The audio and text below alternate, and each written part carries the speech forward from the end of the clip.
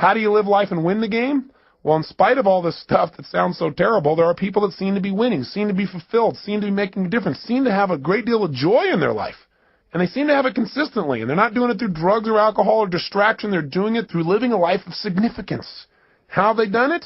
They do what we do in our Date with Destiny seminar. We accomplish 7 things in that seminar. And I bring it up because I hope you'll take the time and actually come, where we'll get your purpose and your mission statement and your values all in the exact order you ideally need them to be, so you're being pulled in the direction you want instead of being pulled in multiple directions. But for right now, here's what we do. And this is what we're going to start doing on this tape. Is the first thing these people have who succeed or are fulfilled is they've decided what the purpose of the game is, at least for right now. Do you follow me on this? They said, okay, I don't know what the purpose is ultimately, but let me just decide. For right now, the purpose of my life is to what? It's to love and be loved. It's to grow. It's to expand. It's to make a difference. Do this. It's do that. They come up with a purpose, which is what I want you to do at the end of this tape. To start. I know it's not the end-all and be-all from one tape, but I want to get you started on a mission statement, a purpose statement for your life.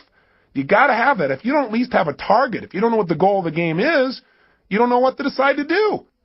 We have all these choices, all these opportunities. So you don't have to choose between something that's good and bad. You have to choose between something that's good and something that's great. But if you don't know what your purpose is, if you don't know what you value most in life, you can't make an easy decision. All decision-making is value clarification. See, if you don't know where you're going, then you can get there by any road, because you're not going to know the difference. You know, everything looks like a great opportunity. One of the biggest challenges in life is choosing, focusing your life, deciding what to spend your time on, what to spend your energy on. Having a clear purpose allows you to do that. The second thing you want to do to make your life work, and those who succeed do this, is they have fewer rules. The more rules you have about how people have to be and how life has to be for you to be happy, the less happy you're going to be. See, the happiest people are those people that say, every day above ground is a great day. The happiest people are people who find joy in a smile, joy in adventure, joy in a simple action. See, if you can find joy in that area, then all the big things are just a big bonus for you in your life.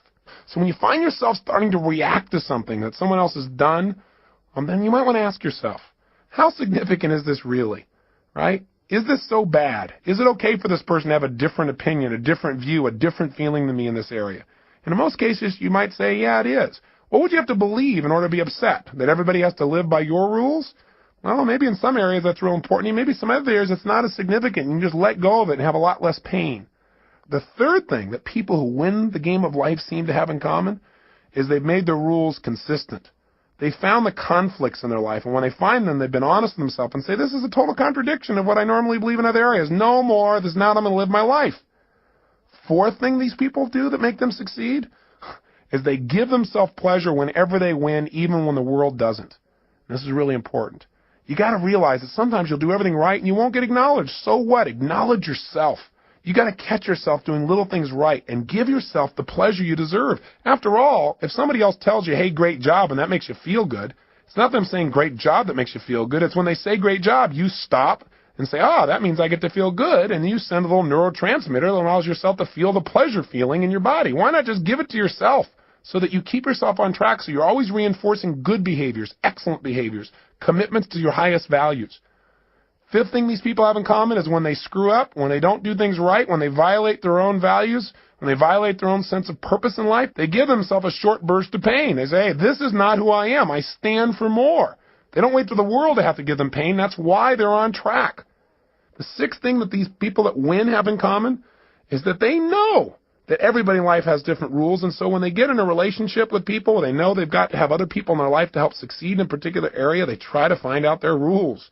Because if you know what's most important to people, if you know what their rules for life are, what their musts are in life, it's a lot easier.